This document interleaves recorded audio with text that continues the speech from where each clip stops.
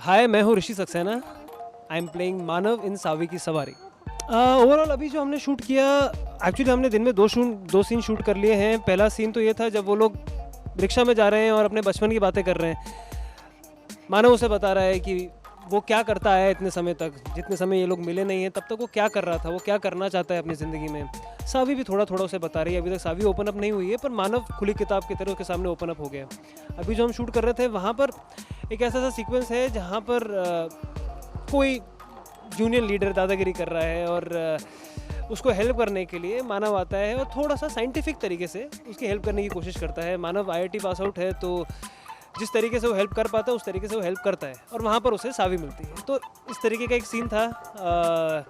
और जैसी सावी मिलती है वैसे एक नॉस्टैल्जिया वैसे ही क्रिएट हो जाता है और पुराने ज़माने की बातें शुरू हो जाती हैं। तो इस तरीके का एक छोटा सा सीन था। एंट्री सीन भी है वो, और उसी के आगे रिक्शा का सीन भी है। तो अभी आई थिंक इनिशियली तो सिर्फ नॉस्टैल्जिया चल रहा है सावी और मानव की ज़िंदगी में।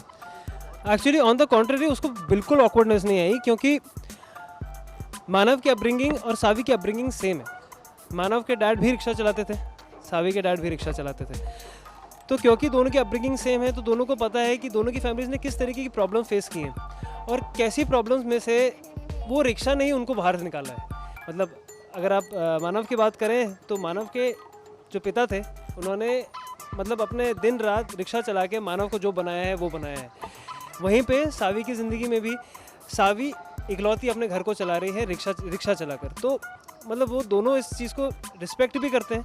तो जब उसे पता लगा कि सावी रिक्शा चला रही है तो ऑकवर्डनेस नहीं हुई, बल्कि उसके दिमाग में सावी की रिस्पेक्ट और ज़्यादा बढ़ गई कि वो इतना बड़ा काम कर रही है, अपने सब कुछ सैक्रिफाइस करके अपने फैमिली का ध्यान रख रही है। वो मानव को अभी तक नहीं पता है। वो सावी, जैसे मैंने बोला आपको, मानव खुली किताब है, उसने सब कुछ खोल दिया, अपने सारे पन्ने खोल दिए हैं सावी के सामने। सावी धीरे धीरे एक एक करके एक परत खोलेगी। तो जब सावी बताएगी तब मानव को पता चलेगा। मेरा ज़ीरो इन्वॉल्वमेंट है। मेरा सिर्फ इतना होता है, मैं कहता हूँ कि ये अच्छा लग रहा है, बस। इसके आगे मेरा कोई इन्वॉल्वमेंट नहीं होता। सारा दिमाग उनका है, प्रोडक्शन टीम का दिमाग है, हमारे डायरेक्टर सर का दिमाग है, क्रिएटिव्स का दिमाग है, चैनल का दिमाग है। तो मतलब क्रिएटिव्स का, बेसिकली चैनल क्रिएटिव्स का, उनका ही दिमाग है। उन्होंने डिसाइड किया। मैं तो बस जब ट्रायल ले रहे होते हैं तो मैं कह देता हूँ कि अच्छा लग रहा है, वो बुरा लग रहा है। मैं बस इतना ही काम करता हूँ, बाकी सारा काम वो लोग करते हैं। सो मानव का अटायर कुछ ऐसा सा है कि मानव कैजुअल है, मानव कैजुअल वेयर पहनता है। Manav is not into formal stuff, क्योंकि मानव वैसा काम नहीं करना चाहता। मानव ग्राउंड रूट लेवल पे काम करना चाहता है, तो उसके कपड़े भी कुछ उस हिसाब से ही हैं। वो आईआईटी करने के बावजूद आईटी जॉब नहीं करना चाहता, तो उसको वैसे उस तरह के कपड़े नहीं है, फॉर्मल कपड़े नहीं पहनता वो कैजुअल कपड़े पहनता है। अपना सा मतलब आराम से रहने की उसकी मतलब कंफर्ट लेवल का इम्पोर्टेंस है उसकी ज़िंदगी में। आउटिंग तो सिर्फ आजकल शूट के लिए हो रही है, पर आई थिंक लास्ट आउटिंग मेरी जो थी, जो कि शूट के लिए थी, वो कोकण थी।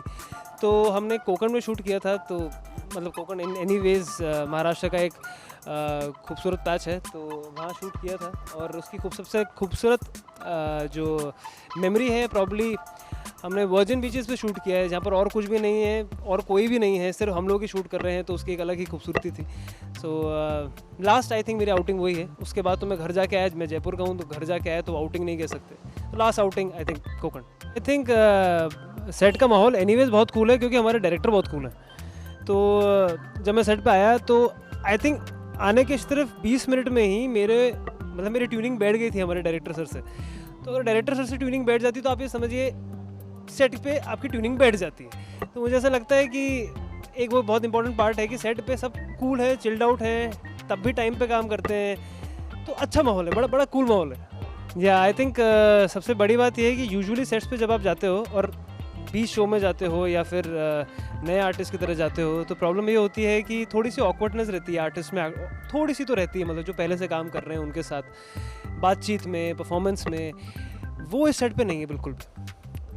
वो मैंने बिल्कुल महसूस नहीं किया है, क्योंकि समृद्धि भी और फरमान भी, मैंने इन 2 लोगों के साथ ही काम किया है अभी तक। और दोनों के दोनों बहुत स्वीट लोग हैं और बहुत ही कोऑपरेटिव लोग हैं। तो इसलिए वो दिक्कत मुझे यहाँ पर बिल्कुल भी नहीं हुई थी, बिल्कुल ऑकवर्डनेस नहीं है सेट पे।